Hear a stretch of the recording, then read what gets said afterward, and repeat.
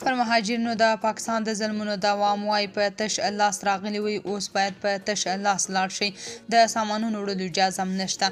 جزئیات هم دلته وګورئ او چینل هم سبسکرایب کړئ. د پاکستان پلازمینه اسلام آباد کې استوګن د ECC افغان تابعیت کارت لرونکی کډوال رحمت الله وای د کور ټول وسایل پاتې دي او اجازه نه ورکول کیږي چې له ځانه سره یې یوسي.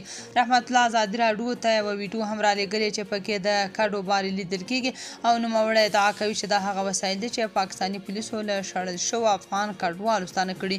رحمت الله وړاندې ازادي راډیو ته وویل داسې زور زبردستي را باندې راوستې وای تاسو تش لاس راغلي وئ او تش لاس بیرته ځئ زموږ پرې زور نه رسیږي وای تاسو دا حق نه لرئ تاسو دا له افغانستانه نه دي راوړي.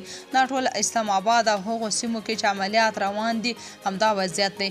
دا کار پولیس کوي ډېر د بې عزتۍ چلند موږ سره کوي. په اسلام آباد کې بل میشت افغان کډوال عبدالله خان هم وایي چې د دوی خپل خپلوان افغان ګاونډیان چې په خبره تر 15 کورنۍ وې لومړی د حاجي کمپ په نوم د کډوالو یو پنډغالي ته انتقال او له هغه ځایه بیا د کور وسایلو او مالونو پرته افغانستان ته ستانه کړي دي.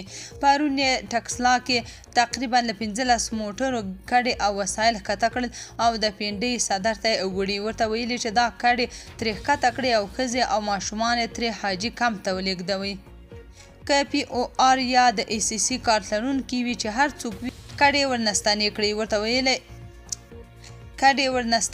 ورته یې ویلي چې تش راغلي وئ او تش به ځئ. په اټه کې هم له خلکو د کور سامان هر څه کوز کړي. یو شمېر هغه افغانان چې د مارچ د 19 وروسته د پاکستان د حکومت له لوري په زور افغانستان ته لیږدول شوي هم ورته ادعا کوي. طالبانو تر اوسه په دې اړه کوم اقدام یا بیان نه ده ورکړی چې ولې پاکستان افغانانو ته د خپلو مالونو د راوړلو اجازه نه ورکوي. تاسو په دې اړه څه نظر لرئ؟ کمنټ کې شریک او چینل هم سبسکرایب کړئ.